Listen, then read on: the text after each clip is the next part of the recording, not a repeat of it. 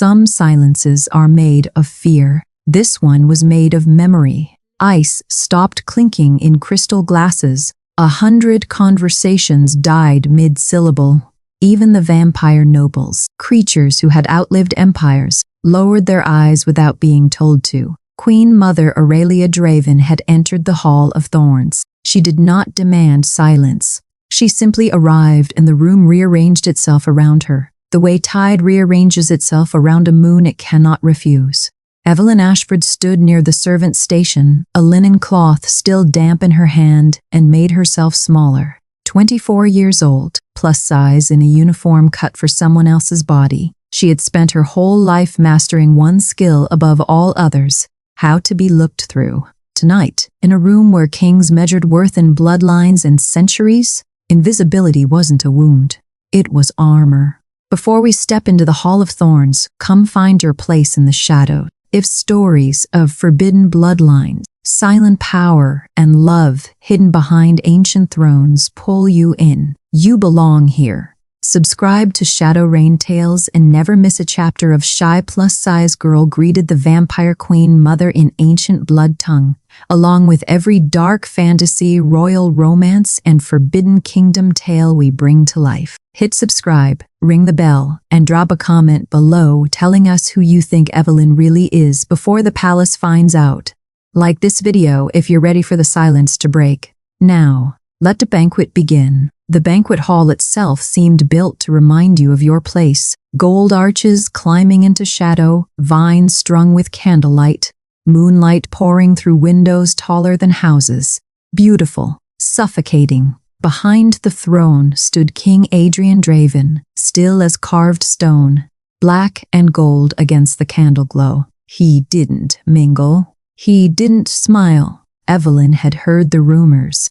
That grief had hollowed something out of him years ago and never given it back. Watching him now, she believed them. In the kitchen, the real storm was brewing. Master Corvin, the chief steward, was unraveling in real time, sweat darkening his collar. She rejected 2 attendants already. He hissed, pacing the narrow gap between the ovens and the wine racks. 2. One young footman had already stumbled out moments earlier, pale and shaking, a spilled cup of moonflower tea drying on his sleeve. She spoke to me, he whispered, to no one and everyone, in the old tongue. I didn't understand a word. I thought she was going to have me executed. It was a private ritual Aurelia performed at every great ceremony, greeting a servant in the ancient blood tongue, the language of the first dynasty, dead for nearly 1,000 years. No one ever answered. No one could answer. It was less a test than a small ancient grief she repeated out of habit. Corvin's eyes swept the kitchen and landed on Evelyn. You, steady hands, quiet. He was already pressing the tray into her grip. Go. Master Corvin, she started. Go, girl. It's tea. Pour it and disappear. She had learned long ago not to argue with the difference between a request and an order that fed her. The walk across the Hall of Thorns felt endless. Every eye that had learned to skip over her now, for one unbearable stretch, did not. The tray trembled. She felt Adrian's gaze land on her once, sharp and assessing, and then move on, uninterested. She felt Lady Seraphine's smirk from 3 tables away, already anticipating a disaster to gossip about by morning. Evelyn knelt before the throne and offered the cup. Aurelia did not drink. Instead, she looked down at the maid pouring her tea, really looked, the way no noble ever had, and spoke, low and musical, in a language built from sounds too old for modern mouths. Evelyn's whole body went still, not with fear, but with recognition. It was the sound of her grandmother's hearth on winter nights. It was the language of bedtime stories told to a child who had lost everything else in a fire she barely remembered. She hadn't known until this exact second that she'd been waiting her entire life to use it. She answered, without deciding to, without permission, the way you answer your own name. The words left her perfectly. Ancient, sacred, reserved, though she didn't know it yet, for the lost heirs of the First Blood dynasty. Somewhere behind her, a glass slipped from a noblewoman's fingers and shattered. a sound too loud for how quiet the room had become. The grand moon banquet held its breath, and Queen Mother Aurelia Draven, who had not risen from that throne for any mortal in 800 years, began, very slowly, to tremble. 9 centuries of searching had taught Aurelia not to hope. Hope was a luxury for the young, and yet here it was, kneeling in front of her in a servant's uniform, holding a teacup with hands that had no idea what they'd just done. To understand why a forgotten mate's voice could undo 800 years of silence, you have to go back, past the banquet, past the palace, past even the vampire empire itself, to a small burning village, a grandmother who refused to let a language die, and a warning she gave a 9-year-old girl on the worst night of her life. One day this will save you. She had no idea it would also save a kingdom. The doors of the Hall of Thorns closed. Evelyn heard the locks slide into place one by one, a sound like teeth closing, and understood with sudden clarity that she was not going home tonight. Close every door, Aurelia had commanded, and no one in the vast hall dared question a queen who had just risen from a throne she hadn't left in decades. The great iron bolts fell. 200 nobles were sealed inside with their whispers. Witchcraft, someone murmured behind a raised fan. A trick, said another. Servants can be taught to mimic anything, given enough time. Lady Seraphine's voice cut cleanest through the noise, pitched just loud enough to be overheard. A palace maid, fluent in a language our own scholars have spent centuries failing to reconstruct? Forgive me if I find that more convenient than credible. Evelyn kept her eyes on the marble floor. Her knees still ached from kneeling. The teacup she'd carried across the hall sat forgotten and cooling somewhere behind her, and she wished, absurdly, that she could go pick it up, that there was still a version of tonight where her only job was tea. Evelyn. Aurelia's voice, when it came, held none of the court's suspicion, only a terrible, careful gentleness. Come stand beside me. She obeyed because there was nothing else to do. Aurelia studied her face the way one studies a door that might, at any moment, open onto something long lost. What name is given to the moon before coronation? She asked in the blood tongue. The answer rose in Evelyn before she could reach for it. Thessaly's eye, the moon that watched the crowning of kings. She spoke it without hesitation, and a ripple went through the nearest nobles. What words are spoken over a royal child? This one came slower. Fragments surfaced. Her grandmother's hands smoothing her hair before bed, murmuring half a phrase, correcting herself, starting again. Evelyn gave what she remembered. It was incomplete, and she said so ashamed. Aurelia didn't seem to mind the gaps. If anything, the imperfection moved her more than the fluency had. How does one ask sanctuary of the first house? Evelyn closed her eyes. She was 9 years old again, hiding under a kitchen table during a thunderstorm, her grandmother's voice low and rhythmic above the thunder, teaching her the words as though they were a lullaby instead of a survival phrase. She recited it. Aurelia's hand had gone to her own throat. That phrase, she whispered, was never written down. Not once in 800 years of record. It was spoken only inside houses that trusted each other enough to whisper it during storms. My grandmother, Evelyn said quietly, used to teach me while she braided my hair or kneaded bread. She said the words had to live in the body, not on paper. She never told me why. A tear slid down Aurelia's cheek before she seemed to notice it was falling. Enough sentiment. Adrian's voice arrived like a closing door. He stepped down from behind the throne, and though his tone stayed level, Evelyn felt the weight of it settle over her, like a hand pressing down on her shoulder. Your full name, he said. Evelyn Ashford. Your birthplace. A village 3 days south. It burned when I was 9. How did you enter palace service? My grandmother arranged it. I was 15. She said I needed steady work and the roof. Why did you conceal this knowledge? I didn't know it mattered. I thought it was just stories, things she made me memorize. I never thought anyone else spoke it. Did anyone instruct you to approach my mother tonight? No. Master Corvin sent me. I didn't choose the tray.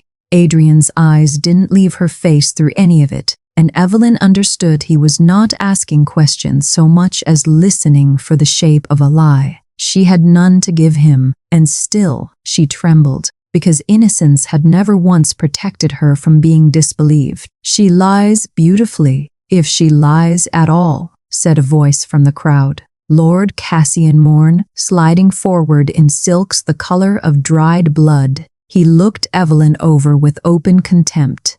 A servant's mouth is a poor vessel for sacred language. Perhaps she learned a few pretty syllables to catch the king's eye. It would hardly be the first time a plain girl reached above her station through cunning. Evelyn's face burned. She lowered her eyes, waiting for the room to agree with him, the way rooms always had. "Kneel, Cassian."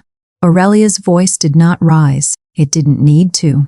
Her pronunciation, the Queen Mother continued, is more precise than any scholars in this empire, myself included. "You will apologize to her on your knees, or you will leave my sight permanently." Cassian knelt. The apology that followed was thin and furious, but it came. It was, Evelyn realized, the first time in her life someone with power had spent it on her. A new voice broke the hush. Professor Malrek, the royal historian, hurrying forward with a glass case cradled against his chest like a newborn. "Your Majesty, if I may." A fragment recovered from the Eastern Archive, undeciphered for 2 centuries. He held it up to Evelyn. Markings crawled across brittle stone, alien at first glance. Then, slowly, they resolved. Not as shapes but as sounds, the written skeletons of words her grandmother had poured into her for years. She read them aloud. The throne behind Aurelia groaned. A seam of red light split open along its base, and a gemstone buried in the gold began to pulse like something breathing. The court didn't whisper this time. It screamed. "Silence!" Adrian's command cracked through the panic, and it worked, because for the first time all night, everyone in the room was equally afraid. He turned, and when he spoke again, it wasn't to the court. It was to all of them at once in a voice meant to be remembered. "From this moment, any threat against Evelyn Ashford is a threat against the crown." Her name in his mouth felt like a brand. "I want to go back to the servants' quarters," Evelyn said, very small, to no one and everyone. "You cannot," Aurelia said gently.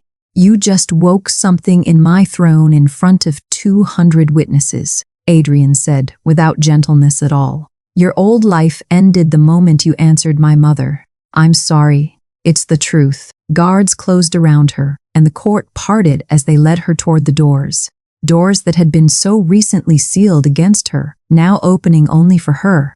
Behind her, soft as a secret, a voice spoke a single word in the blood tongue: "Found."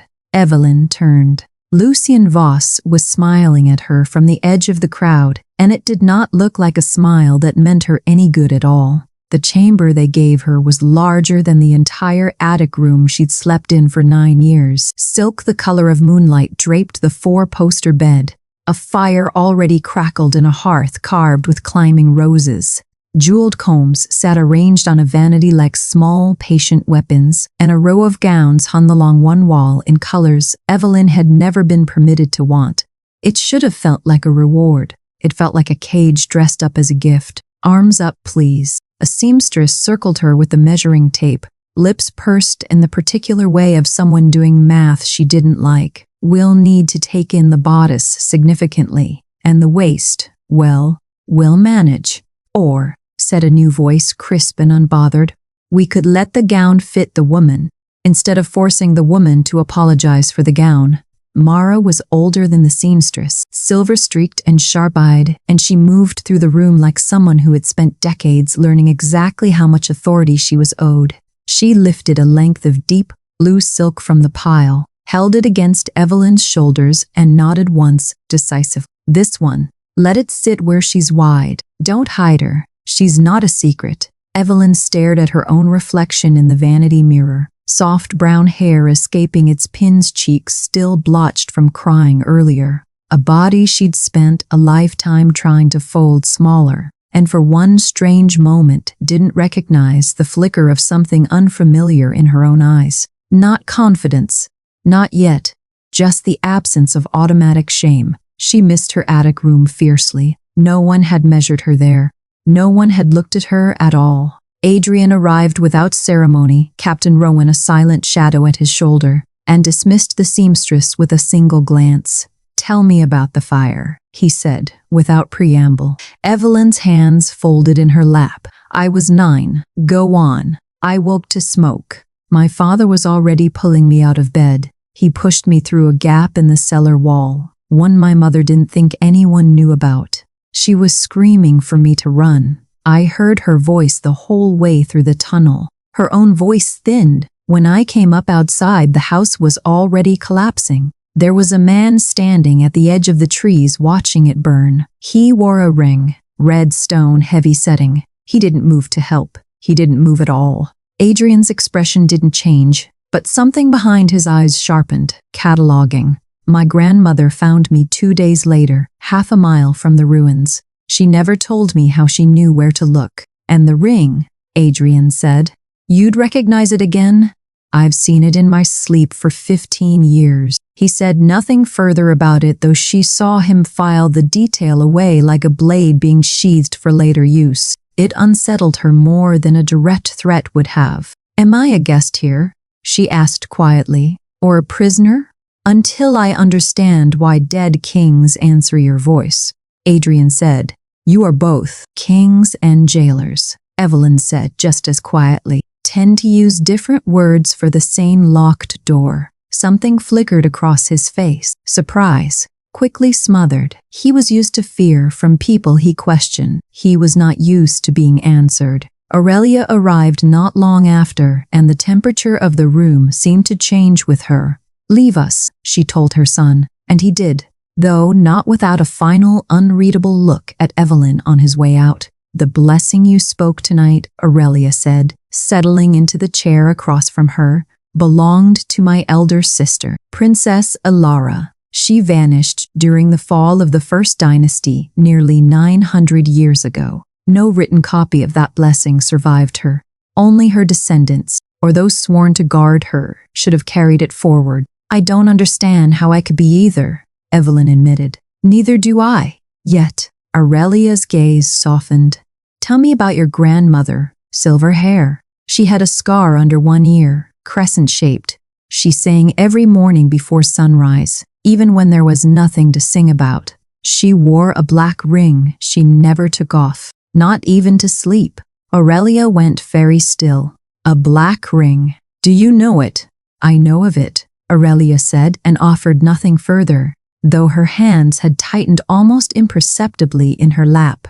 Evelyn woke that night to a scraping sound at the balcony doors. She lay frozen, certain she'd imagined it, until the doors eased open and a masked figure stepped through, moving with the unnatural quiet of something that had never needed to announce itself. "Come willingly," he said in the blood tongue, "and this ends gently." She understood every word.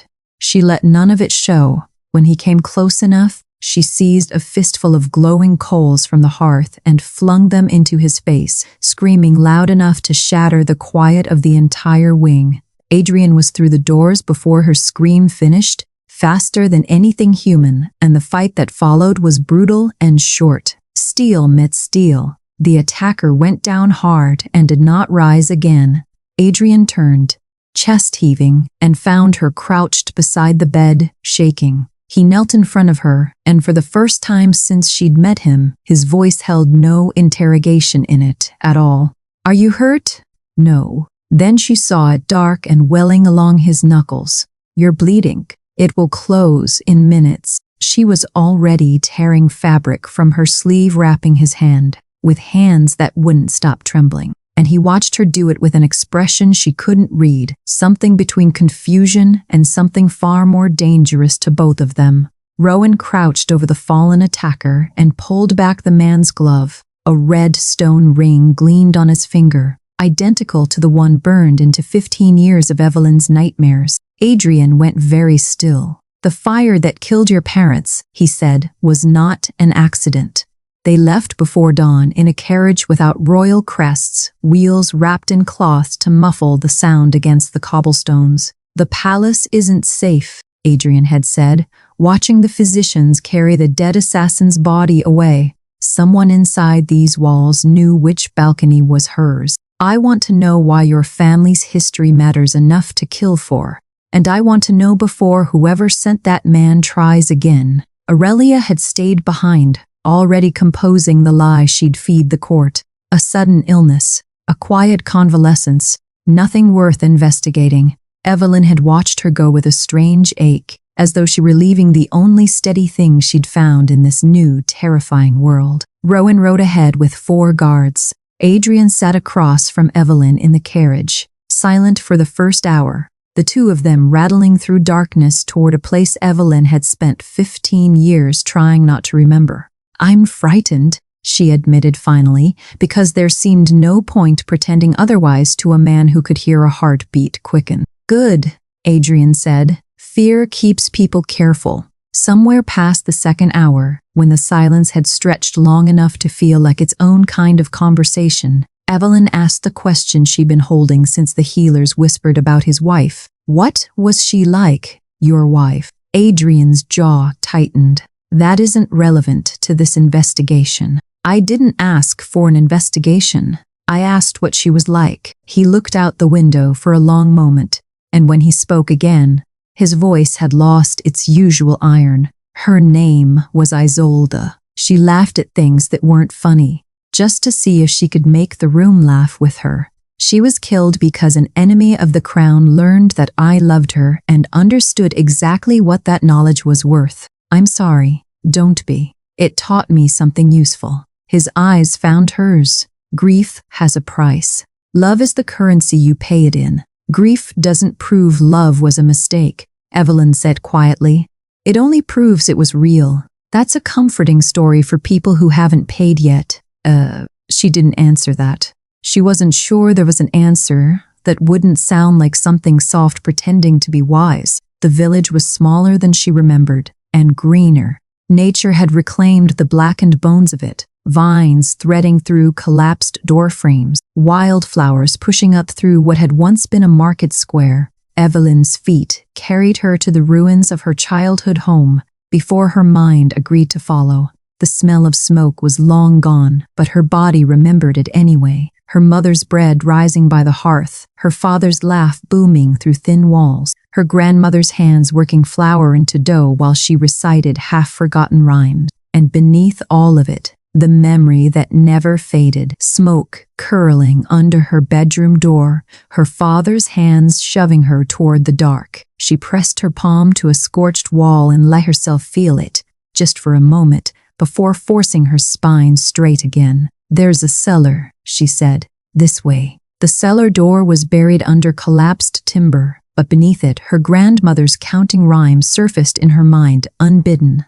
A nonsense verse Evelyn had recited 1,000 times without understanding it was never a game at all. She spoke it now, in the blood tongue, and a section of the stone floor shifted with a grinding sigh. Inside the hidden compartment, a journal sealed in wax, a pendant etched with a crescent moon, a small painted portrait of a woman with Aurelia's exact eyes, a list of names, her mother's among them, and a hand-drawn map of tunnels running beneath the palace Evelyn now recognized. Adrian went very still over the portrait. Alara. Mallory would translate the journal in full later, but even Evelyn, reading haltingly by candlelight, understood the shape of it. Her family were keepers of the first voice, human guardians entrusted generations back, with preserving the blood tongue and shielding the last heir of a fallen dynasty. Not royal blood necessarily, something older, a duty passed hand to hand, hearth to hearth, in secret. "Your parents didn't die for nothing," Adrian said quietly. "They died guarding something." Before Evelyn could answer, Rowan's shout cut through the ruins. They came from the tree line, a dozen of them, moving with the same unnatural speed as the assassin from her balcony. Adrian met the first two before they'd fully cleared the clearing, and the fight that followed showed Evelyn something she hadn't let herself see before. The vampire king beneath the polished ruler, brutal and fast and terrifyingly efficient. One attacker cornered her inside the roofless chapel, blade already rising. The words surfaced from somewhere ancient in her. "Be still beneath the first law." and she spoke them without thinking, the syllables scraping her throat raw. The man froze mid-strike, every muscle locked, eyes wide with a fear that didn't belong to a killer. Rowan's blade finished what her voice had started. "You could have died," Adrian said afterward, low and furious, blood still drying on his collar. "I saved Rowan's life. You disobeyed a direct order to stay behind the line." "Protection without choice," Evelyn said, "is just a prettier word for a cage. You'd know. You've been giving me both since the moment I answered your mother." Adrian's jaw worked, but he had no answer for that, and the silence between them afterward felt heavier than the fight had. It was Malek, arriving hours later with the recovered journal, who found the final page, words Evelyn's ancestors had written centuries before any of them were born. "When the keeper returns, the heart beneath the throne will wake, and the betrayer wearing the king's trust will open the door." Adrian read it twice, and something in his face went cold in a way that had nothing to do with the battle. "Someone inside my own council," he said quietly, "is the traitor." The palace had grown teeth in her absence. Evelyn felt it the moment the carriage passed through the gates, the way conversations sharpened rather than simply stopped, the way some nobles now dropped into shallow bows while others turned their entire bodies away as she passed. The Ashford pretender, she heard once, not quite quiet enough, somewhere else. A servant girl curtsied so low her knees nearly touched stone. Neither reaction felt like it belonged to her. She was the same woman who used to polish glasses, no one dirtied on purpose. Aurelia began the lessons the following morning in a private study lined with scrolls older than most kingdoms. "You've been speaking the blood tongue your whole life without understanding its architecture," she said, sliding a sheet of brittle vellum across the table. "It's time you learned to read it as well as feel it." The written symbols looked alien until Evelyn's eyes adjusted, and then, slowly, they resolved into shapes her grandmother's voice had worn into her memory for years. Each lesson pulled another fragment loose, and gradually Evelyn understood her grandmother's teachings had never been random. They followed a sequence precise as scripture: greeting, sanctuary, judgment, coronation, binding, release. 6 stages, Aurelia said. A complete language of governance, not conquest. The blood tongue was never meant to create power from nothing. It shapes and commands blood already given, freely, or by ancient right. That is why it terrifies the court so badly. A language that cannot be stolen, only inherited or entrusted. It was during the 3rd lesson that Aurelia's composure finally cracked. "My sister Elara despised what our family had become," she said, staring at nothing. "The cruelty the first dynasty called tradition. When the coup came, she fled with her guardians, keepers, like your family. I stayed. I married into the Draven line and survived by becoming someone my sister would have been ashamed of." "You don't know that," Evelyn said gently. "I let her go alone." Aurelia's voice thinned. "I have spent 800 years believing her death was my fault because I chose the throne over her. Surviving isn't the same as betraying," Evelyn said, and heard distantly, the shape of a truth she wasn't yet ready to turn on herself, that a 9-year-old girl shoved through a cellar wall hadn't betrayed anyone by living either. Aurelia gripped her hand, and for a moment neither of them said anything else. Adrian watched them from the doorway more than once, though he told himself it was only vigilance. There was something in the way Evelyn offered warmth without expecting it returned. The way she'd steady his mother's trembling hands or laugh softly at some old, dry joke that he hadn't encountered in a very long time. He resented how much he noticed it. "The court believes you're courting her," Lady Seraphine said, cornering him in a corridor with the particular smile she reserved for delivering unwelcome truths. "Your protection has become rather personal, Adrian. She is a matter of state security." "Of course." Seraphine's smile didn't move. "That's precisely how you looked at her during the fire ritual. Like a matter of state security." He said nothing, and the silence damned him more than any answer would have. The council dinner was smaller than the Grand Moon banquet, but no less watched. Evelyn arrived not through the servants' passage, but through the main doors, on Aurelia's invitation, in a silver-blue gown that caught candlelight like water. The nobles who had once looked through her now had to address her by name. "Lady Ashford," Seraphine said, "Syrup sweet, how resourceful of you, learning a dead language well enough to secure royal protection. One wonders what other skills might prove so conveniently timed." "I've found most of my skills come from necessity rather than convenience," Evelyn replied evenly. "Yours must be different." A ripple of stifled laughter went around the table. Seraphine's smile thinned but held. Adrian, watching from across the room, felt something close to admiration settle uncomfortably in his chest. The ceremonial wine was poured near the second course. Aurelia lifted her glass, drank, and collapsed mid-sentence. The dining hall dissolved into chaos. Evelyn was at her side before the guards had fully reacted, pressing her palm flat over Aurelia's heart.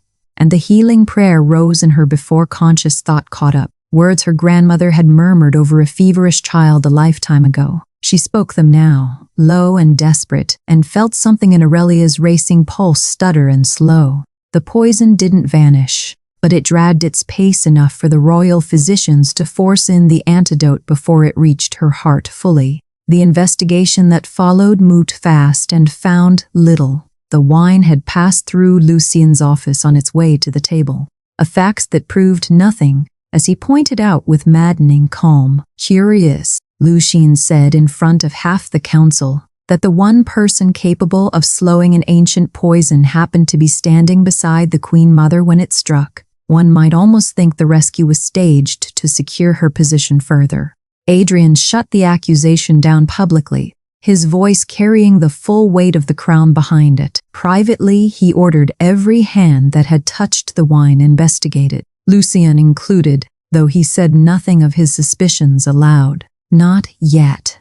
Aurelia woke near midnight, weak but lucid, and reached for Evelyn's hand before she'd even opened her eyes fully. "While I was unconscious," she whispered, "I heard something. Beneath the palace. Beneath the throne itself." Her grip tightened, fear surfacing through exhaustion. "It was calling through your voice, Evelyn. Not mine. Yours. What does that mean?" Aurelia's eyes finally opened, dark with a dread that made her seem, for the first time since Evelyn had met her, genuinely afraid. "It means someone in this palace intends to use you," she said, "to wake what my family spent 8 centuries trying to keep buried." Adrian sealed the palace before dawn. The order came sharp and absolute. No noble to leave, no servant to pass beyond the outer gates. Every corridor lined with double the usual guard. Evelyn stood beside the throne as the great doors locked, and the echo of it struck her strangely. The last time she'd heard that sound, she'd been kneeling on the floor with a tea tray, invisible enough to be sent in where braver servants had failed. Now, she stood in the place those servants used to fear approaching, and the court's eyes crawled over her with the same suspicion they'd once reserved for strangers at the gate. "You've given me a weapon most kings would kill for," Aurelia said quietly, still pale from the poisoning but upright, steady enough to stand at Evelyn's side. "It's time to use it properly." She taught Evelyn the oath that morning, old and severe, meant to be spoken before the throne itself. Any member of the ancient houses who lied deliberately beneath its weight would feel the lie as pain, a truth dragged out through the body rather than the will. "You aren't commanding their minds," Aurelia clarified. "You're creating a condition where deceit has a cost. That distinction matters more than you know." One by one, nobles were brought forward and questioned. 2 minor lords broke almost instantly, confessing to small treasons, stolen correspondence, bribes accepted, favors traded in shadow. Lucien Voss answered every question calmly, his sentences constructed with the precision of a man who had learned long ago how to tell the truth in ways that concealed everything that mattered. He left the hall unmarked, and Evelyn hated how little that proved. That night, restless and unable to sleep, Evelyn saw Lady Seraphine slip through a servant's corridor toward the garden, cloak drawn close.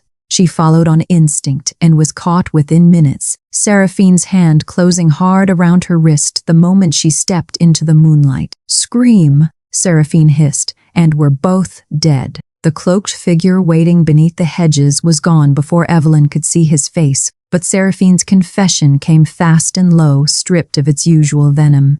"I've been meeting with Lucian for months. I believed he was arranging my marriage to Adrian. A foolish, vain hope. I know that now. 2 nights ago, he let something slip he didn't mean to. The Covenant intends to kill Adrian and see you blamed for it." Her composure cracked slightly. "I want protection. In exchange, I'll tell you everything I know." Evelyn studied her, the fear beneath the practiced disdain, and made a choice she couldn't yet fully justify. "Tell me what you know now. Protection comes after." Adrian found out within the hour, and his fury was immediate. "You went alone," he said, low and furious, pacing the length of her chamber. "After everything, an assassin in this very room. You went alone into the gardens at night to confront a woman who may well be conspiring against the crown. I came back with information your interrogations couldn't get. You could have come back dead. You act," Evelyn said, "as though my life carries some weight it hasn't carried anywhere else in my 24 years. This palace decided long before you did that. I was expendable. Forgive me if I don't yet believe you've changed the terms." Something in Adrian's face broke open at that, raw in a way she hadn't seen from him before. "The night that man came through your balcony," he said quietly, "I felt something I haven't felt since Isolde died. I didn't know I still could." He stepped closer, close enough that she could feel the tension radiating off him like heat. For one suspended second, his gaze dropped to her mouth, and Evelyn's breath caught. He stepped back. "This is not the time," he said, and the words landed like rejection, however he meant them. Evelyn looked away first, and told herself the ache in her chest was only exhaustion. Seraphine's information, once Mallory cross-referenced it against the journal from the ruins, painted the shape of the plot hole. The Covenant needed 3 things to open the heart crypt.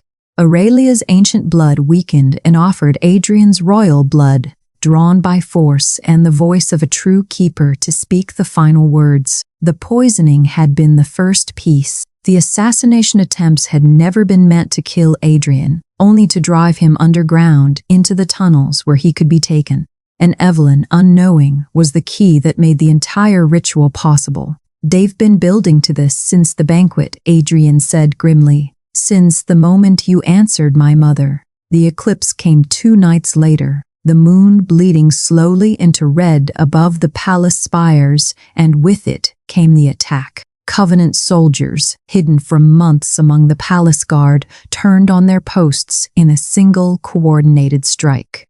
Lucian seized the western wing before the alarm bells finished ringing. Aurelia was taken from her chambers before her own guards could reach her. Adrian, cut off from his main force by a collapsed stairwell that had clearly been sabotaged in advance, fought through corridors that should have been safe. Evelyn was seized in the confusion, dragged from her room by hands too strong to fight, and brought before Lucian in the ruined remains of the East Gallery, moonlight bleeding red through the shattered windows above them. He studied her with something almost like tenderness, and slowly, deliberately, removed his glove. The ring beneath was red-stoned, heavy-set, unmistakable. The same ring that had watched her childhood home burn to ash from the edge of the trees. "Your parents died," Lucian said softly, "because they refused to teach me what you now carry freely." He smiled, and it was the smile of a man who believed history was finally correcting itself. "You will not be permitted the same mistake." The tunnels beneath the palace were older than the palace itself. Lucian led them down stone stairs slick with centuries of damp past walls carved with the same First Dynasty figures Evelyn had glimpsed in Malek's fragments. Kings and queens rendered mid-ritual, hands raised, mouths open in some frozen, eternal word. The deeper they went, the more the carving seemed to shift at the edge of her vision, as though the stone itself recognized her footsteps. Aurelia walked beside her in chains, weakened still from the poison, but her spine remained unbroken. "Don't be afraid of it," she murmured. "It's afraid of you." "Quiet," one of Lucian's men snapped, shoving them forward. Lucian himself walked ahead, unhurried, almost reverent, like a man finally arriving somewhere he'd spent his whole life trying to reach. "You think me a monster," he said, without turning. "I am simply honest about what your kind and mine have always been. Modern vampires govern through laws now.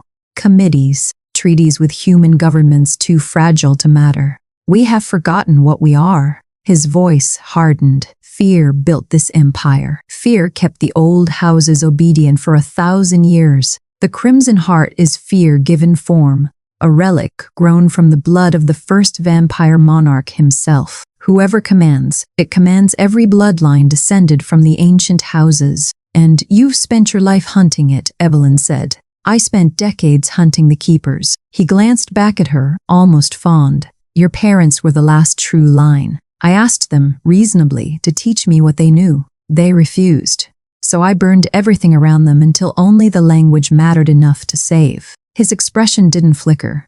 "Your grandmother was cleverer than I gave her credit for. She vanished with you into the one place I never thought to search, directly beneath the crown's own roof." The floor seemed to tilt beneath Evelyn's feet.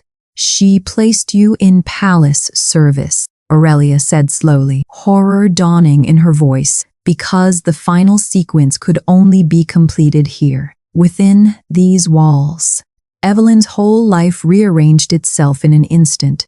The attic room, the careful invisibility, her grandmother's insistence on the old rhymes recited over bread and storms and bedtime. Not sentiment, not superstition, preparation. "She used me," Evelyn whispered. "She protected you," Aurelia said gently, chains rattling as she reached for Evelyn's hand. Frightened people often mistake secrecy for the only shape love can survive in.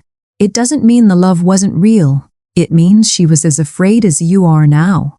Evelyn didn't answer. She didn't trust her voice. Somewhere above them, steel rang against steel. Adrian cut through the tunnels with Rowan and Seraphine flanking him, tearing through Covenant soldiers with a violence that frightened even his own captain.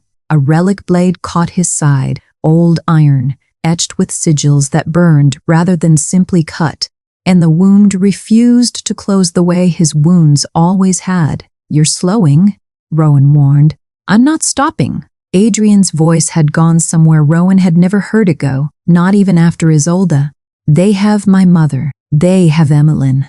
Rowan said nothing further. He'd seen kings break before. He recognized the shape of one breaking now. The heart crypt opened before them like the inside of something alive, a vast cavern beneath the throne itself, walls pulsing faintly red, and at its center, suspended in a cradle of black stone, the Crimson Heart, a crystal the size of a human torso veined through with something that moved like blood remembering how to flow. Lucian chained Aurelia beside it and turned as Adrian burst through the far archway, bloodied and furious. "Good," Lucian said pleasantly. "The last ingredient arrives on schedule." He crossed the distance faster than Adrian's wounded body could counter and drew a thin blade across his forearm, collecting the royal blood that welled up in a shallow silver dish. Adrian roared and lunged, but 2 Covenant soldiers dragged him back, pinning him before the heart. "Speak the awakening command," Lucian told Evelyn, "or I open your queen's throat instead of her arm." "Don't," Adrian said, straining against the soldiers holding him. "Evelyn, don't." "How touching," Lucian murmured. "A king who cares. That's precisely the weakness I intend to correct." Evelyn looked at Aurelia, chained and pale, blood already sliding from a shallow cut. Lucian's men had opened at her collarbone. She looked at Adrian, wild-eyed and helpless in a way she'd never seen him. "I agree," she said. "Evelyn." She turned to him, and her voice, when it came, was steady in a way she didn't feel. "You told me once that love gives your enemies a weapon." She stepped toward the heart. "You forgot. It also gives us something worth fighting for." Then she began to speak. The blood tongue poured out of her syllable by syllable, the full sequence her grandmother had planted in her a lifetime ago without ever explaining why. Greeting, sanctuary, judgment, coronation, binding. And now, finally, the word that opened rather than closed. The crimson heart shuddered. Light bled outward from its core, red and gold and impossibly old, and the entire chamber began to shake. Dust rained from carvings that had stood undisturbed for 1,000 years. Every vampire in the room, soldiers, guards, Lucian himself, dropped to one knee, some crying out, some simply frozen as the ancient magic recognized a voice it had waited centuries to hear again. Lucian alone remained standing, trembling with effort, his face split into a triumphant, hungry smile. "Now," he said, breathless, "name me sovereign, command them to kneel to me." Evelyn turned away from him entirely. She faced the heart, its light washing crimson across her face, and spoke a single word. One Aurelia had never taught her, one that seemed to rise from somewhere far older than memory, further back than her grandmother, further back than the keepers themselves. "Remember." The crimson heart split open like an eye finally waking after 1,000 years of sleep. The chamber dissolved into memory. Evelyn saw Elara running through torchlit corridors, robes torn, a handful of loyal humans at her back. She saw those same humans, her own ancestors, kneeling in secret rooms, pressing the language into their children's mouths like seeds meant to survive a winter no one could yet name. She saw Aurelia, centuries younger, choosing to stay behind while her sister vanished into the dark, and the guilt that choice had planted taking root for 800 years. She saw the heart itself, buried deliberately by hands that understood something terrible, that no ruler, however wise, should ever hold absolute power over blood, not their own. And she saw her grandmother, young, silver hair, not yet grown in, kneeling before her own mother in a farmhouse kitchen, receiving the final command passed down like a family heirloom too dangerous to display. "The keeper does not serve the relic," the memory whispered in a voice that belonged to all of them at once. "The keeper judges whether it deserves to be obeyed at all." Evelyn understood, finally, why her grandmother had never explained. Some truths could only be inherited whole, never taught in pieces. Lucian, still on his knees but fighting it, began speaking memorized phrases at the heart, commanding it in fragments of a language he'd stolen rather than earned. The relic convulsed and rejected him, but rejection didn't mean nothing happened. The stolen magic he'd already siphoned from Aurelia's blood and Adrian's began twisting through him instead, warping muscle and bone, his spine lengthening, his hands curling into something no longer entirely human. He rose to his full height, transformed, faster, stronger, monstrous in a way that made even his own soldiers flinch back. Adrian met him anyway, wounded, side-screaming, blade raised. "Rowan, my mother," Adrian shouted, and Rowan peeled off toward Aurelia's chains without hesitation. Seraphine, freed from her own restraints in the chaos, moved through the stunned Covenant ranks with unexpected speed, cutting soldiers loose and shouting over the din. "He intended to sacrifice every one of you the moment the heart woke. You were never soldiers to him. You were kindling." Enough of them believed her, or believed their own fear, that the soldiers' formation cracked and turned inward on itself. Through all of it, Evelyn kept speaking, the ritual sequence unbroken. Even as the ground shook and screams tore around her, the heart offered her something then, not in words but in feeling, pressed directly into her chest like a held breath. "Command them, all of them, every noble who mocked you, every hand that struck a servant, every voice that called you invisible. Kneel them all." For one dizzying second, Evelyn let herself imagine it. Cassian mourn on his knees, every sneering face from the banquet bowed to the floor by her voice alone. Then she thought of Lucian, transformed and monstrous, drunk on power he'd never been given the right to hold. That is exactly what he wanted to become. She refused it. Instead, she spoke the final blessing whole, not the fragment she'd offered Aurelia at the banquet, but its complete form, the words her grandmother had saved for last because they mattered most. Blood remembers, but blood does not rule alone. Power shall kneel before mercy, and the crown shall answer to every life beneath it. The heart's light convulsed white gold and slammed outward. Lucien's stolen power shattered like glass.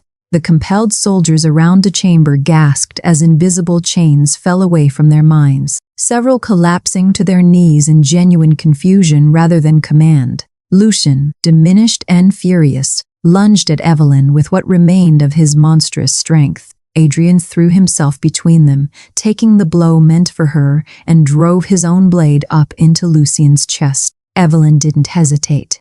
She spoke the judgment command, and Lucien's scream tore through the chamber as he felt, in a single, unbearable instant, the weight of every death his ambition had ordered.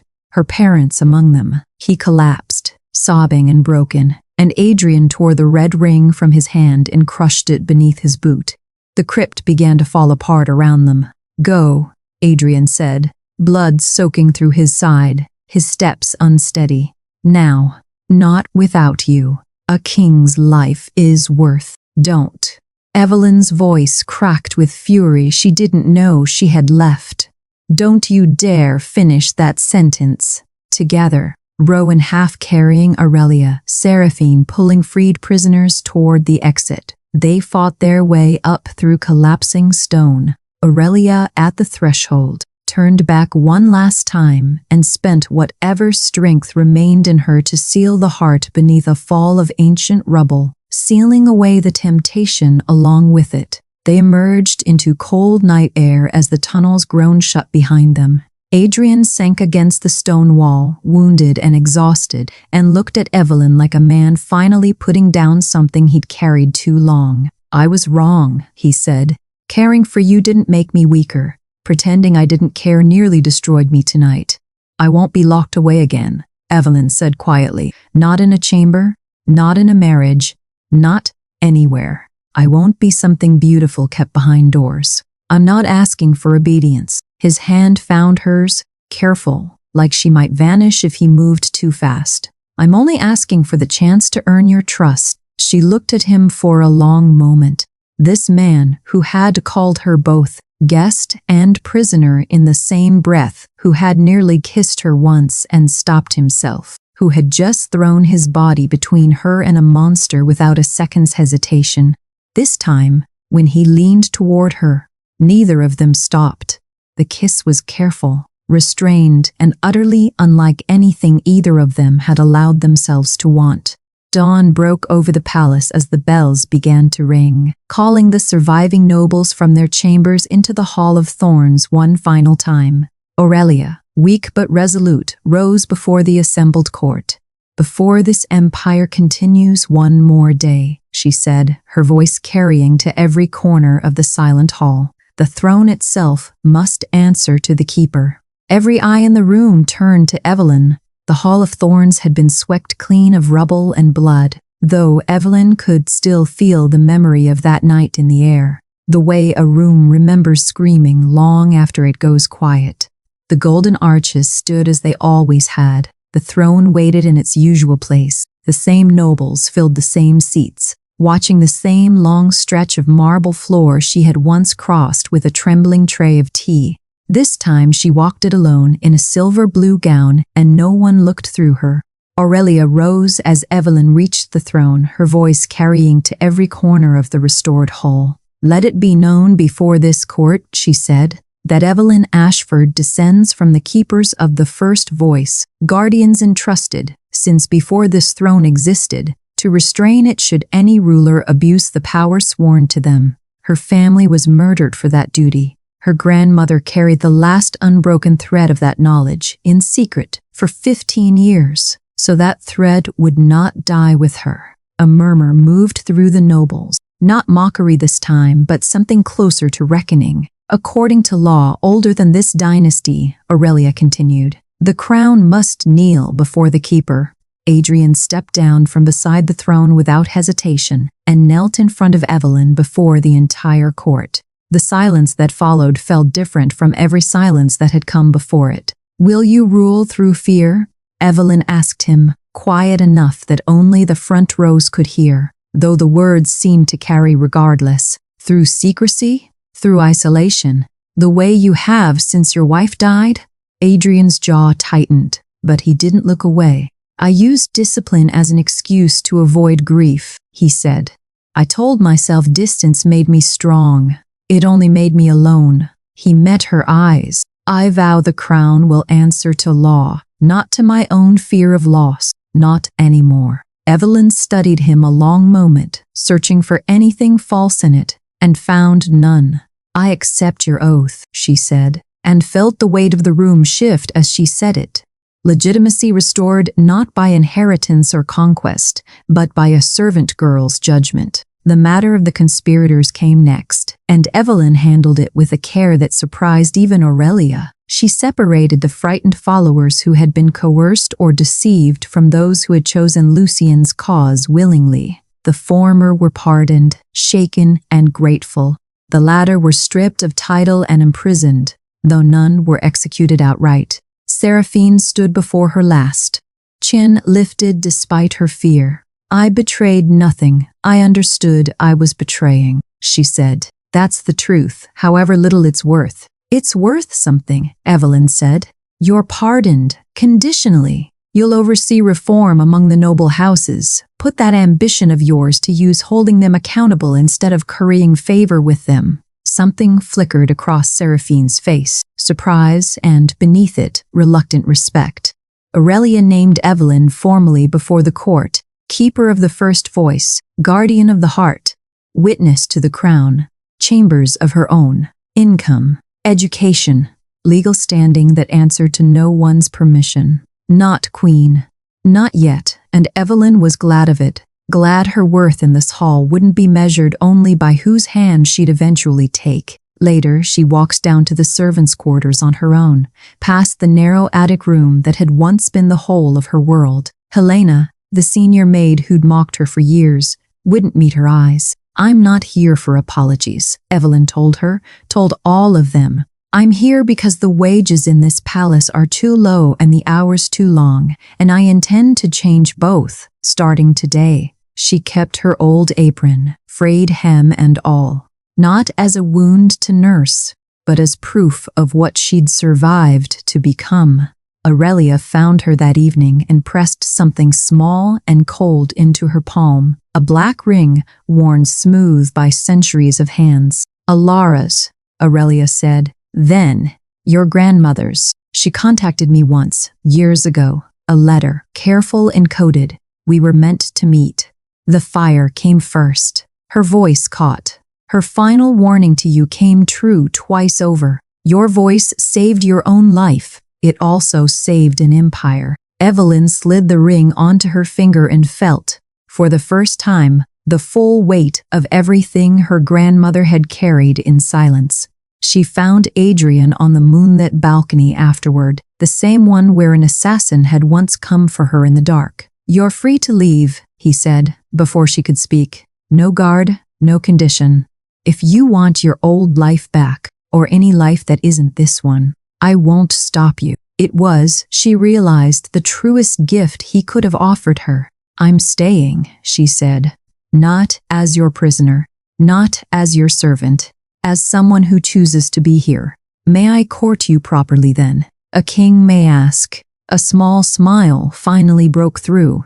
The keeper may still make him wait. He laughed, genuinely, for what might have been the first time since she'd met him, and it changed his whole face. Months later, a new banquet filled the Hall of Thorns, golden arches glowing beneath a gentler moon.